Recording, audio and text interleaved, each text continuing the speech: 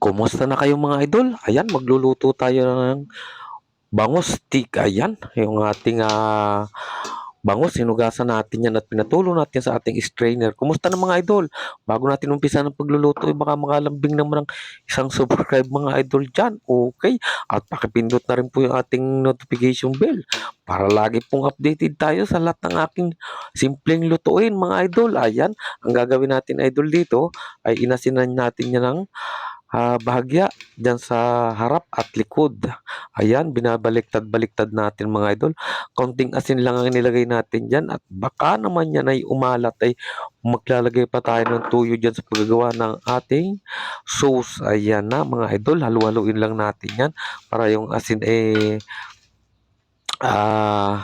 umano diyan sa kanyang laman. Okay? Ang ginawa ko lang idol dito ay nag-ano lang tayo ng flour. Ayan, inano lang natin dyan bago natin prito.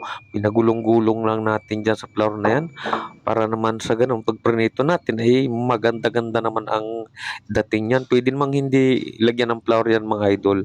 Okay, ang akin ay nilagyan ko lang nito para pag pinirito natin ay maganda naman. Ayan na, pare-parehas nating lagyan ng flour para sabay-sabay nating iprito yan. Okay, at talaga namang matagal-tagal na idol tayo hindi nakakain ng bangus. Ayan, ng stick na bangus mga idol. Okay, ilagay na natin dyan sa ating pan na pinainit. Ayan, ihanay na natin mga idol dyan. Shoutout nga pala mga idol dyan sa Katanawan, Quezon. Ayan, dyan sa mga tricycle driver dyan, sa mga pila dyan sa labas kasi isa rin po tayong tricycle driver mga idol. Okay? At pagka nagba-vlogs nga tayo ay hindi tayo bumabiyahe. Ayan, kailangan may upload tayong mga videos idol kahit pa ilan-ilan man lang. Ayan, ilagay natin pa isa-isa yan mga idol dyan. At ito naman talagang ating bangus na ito ay malalapad yan. Ang ginawa ko dyan ay binika-bika ko lang yan. Hinati-hati natin.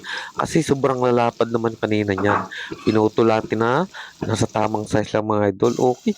Kinover ko lang idol ito para hindi magtalsikan yung mantika. Ngayon ay babalik-balik tara natin yan. Hindi naman kailangan na tostahin natin ito kasi ito iluluto pa natin mga idol. Okay na. At talaga namang pwedeng-pwede ng ulam idol yan kahit hindi natin lagyan ng sauce. Isaw-saw mo lang yan dyan sa ketchup ay talaga namang ulam na yan. Yan, tamang-tama yung pagkakaluto natin sa isang side na yan.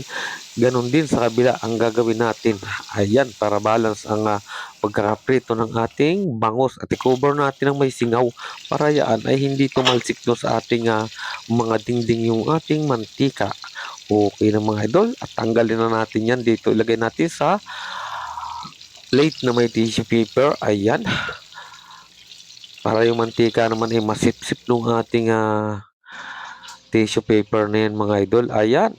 Ayan na nga mga idol. At bago ko iprito yung second batch mga idol, ay ipapakita ko sa inyo itong ating mga sangkap. Ayan ang tubig, kalamansi, tuyo, at danyan din yung ating bawang, paminta, at sibuyas mga idol. Bukod ba dun sa ating sibuyas na rings kanina na iprinito, ayan na. Luto na yung ating second batch. Tanggalin na natin at isisit aside natin yan. Ang dami niyan mga idol, pero yun ay hindi ko lahat gagawing stick. Siguro magtitira tayo ng ilan dyan at baka may mapaibig nung prito. At yan ay pag may sawsawan ng mga idol ay talagang pwedeng-pwede na. Ayan, maglagay tayo uli ng mantika dyan sa ating pan na pinainit.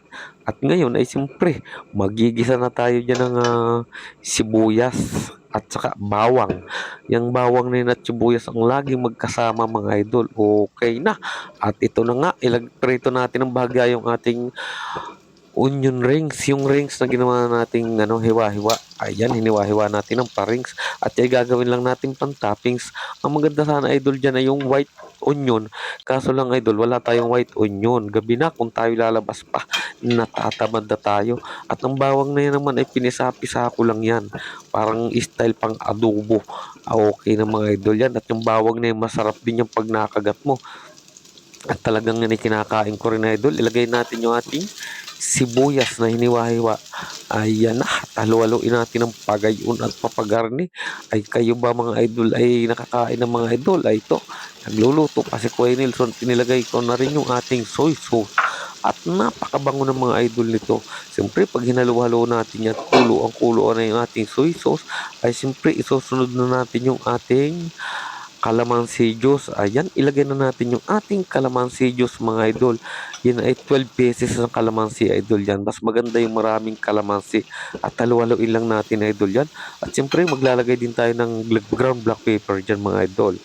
At ngayon ay magdadagdag tayo ng isang basong tubig dyan mga idol. Okay na para naman na may sauce yung ating bangus steak na yan. Okay, ayan na.